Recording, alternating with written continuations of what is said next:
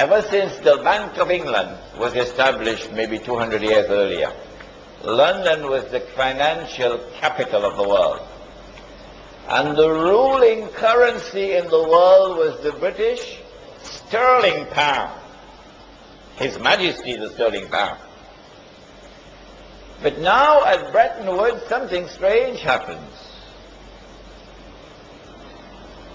The Bretton Woods Agreement confers upon the US dollar the status of the ruling currency. And the Bretton Woods Agreement confers upon Washington the status of the financial capital of the world. Because the International Monetary Fund is now located in Washington. The British didn't like that at all. The World Bank is located in Washington. The British didn't like that at all.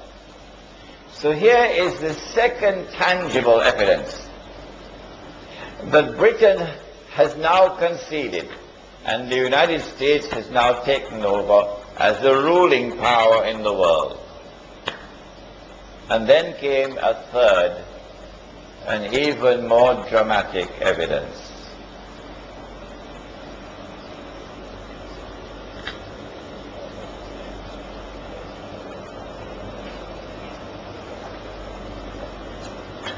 In 1952, a revolution took place in Egypt, and the Egyptian king Farouk was overthrown by the military. The military put General Muhammad Najib as the president.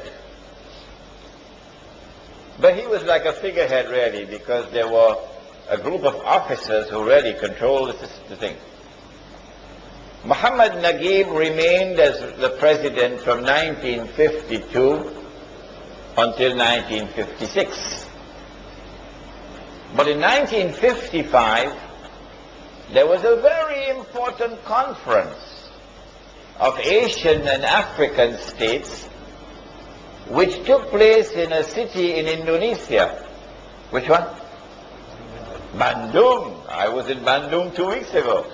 Bandung, water in Bandung very cold. When you take your bath in the morning, very cold water. At the Bandung conference, it is not Muhammad Najib who goes to represent Egypt, but rather a man named Gamal Abdel Nasser. That's a sign of who is in charge. The next year, 1956, Gamal Abdel Nasser replaces Muhammad Najib as the president of Egypt. Shortly after that, same 1956, he nationalized the Suez Canal. Who built the Suez Canal? The French. Ferdinand de Lesseps was the French engineer. And then the French and the British came together in a joint control of the Suez Canal. Gamal Abdel Nasser nationalizes the Suez Canal, removes the French and British troops which were there, and Egyptian troops now take control of the Suez Canal. This is as plain and as clear an act of defiance and of confrontation with Britain as you could possibly find. In order for Britain to have any vestige of a claim to be a superpower, Britain has to respond, must respond. Well, what Britain did was, strangely, mysteriously, Britain kept the United States out. And the British and the French joined with Israel. And these three countries invaded Egypt. They landed in Suez and they took control of Suez. And the Israeli army swept through the Sinai Peninsula and took control of the whole of Sinai. And the Israeli army reached to the Suez Canal.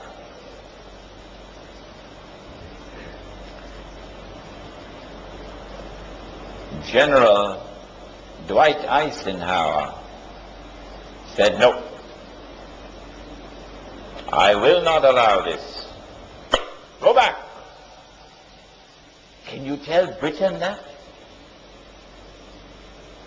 Withdraw your troops, go back. Will Britain obey? Sir Anthony Eden was the British Prime Minister. Guess what Britain had to do? Britain had to withdraw its troops. And France had to withdraw its troops. And the state of Israel had to withdraw its troops back to Israel. Because the American president said, "No, I will not permit it. Go back." So here you have the third, the most dramatic of all evidence that the United States of America has now taken over from Britain as the ruling power in the world. And that the United States of America still has this strategic relationship with the State of Israel. I have taken pains to mention dates because I want you to calculate. That was a day like a year, and this is a day like a month. What comes after this? Now is the time you have to think. And if out there in Indonesia they could understand it so easily and so quickly, grasp it so quickly, there is no reason why you cannot. In order for Dajjal to complete his mission, he has to move from a day which is like a month to a day which is like a week. If when he was in a day like a year, he was in one territory, and that was the ruling territory, the ruling power, and then in a day which is like a month, he moved to another territory, and that country became the ruling power, it follows therefrom that when he moves to a day which is like a week, he will move to a third place, a third country. And that country will now replace the United States of America as the ruling power in the world. But it will not rule for long. Just a short time. Which will be that territory?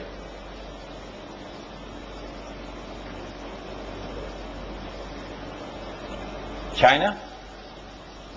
Ready? You think so? Anybody else?